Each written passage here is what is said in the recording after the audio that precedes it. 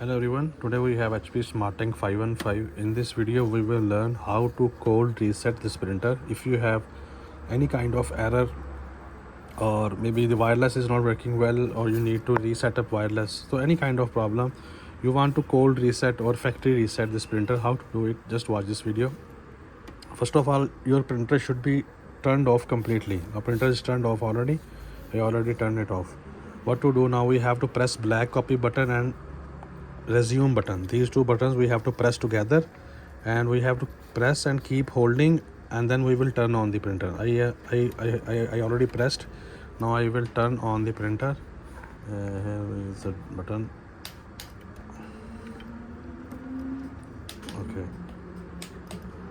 Okay, I'm keep holding for 5 seconds and I turned on the printer started initializing. Just wait until it will ask to load paper, or maybe it will show alignment page A.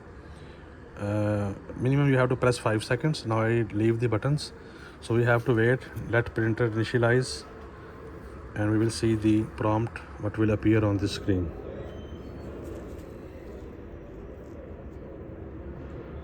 In this printer there was an error before about ink. It's showing that install inks, but there are already inks installed.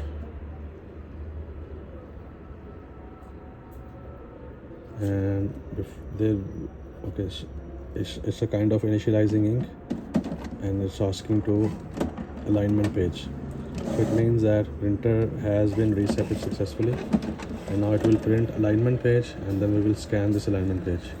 So this is the method to cold reset this printer, HP Smart Tank 515. Okay, so if you have any other question, you can watch the playlist of HP Smart Tank printer on my channel, or you can ask directly in the comments. I will reply your questions. Thank you for watching. All the best. Subscribe.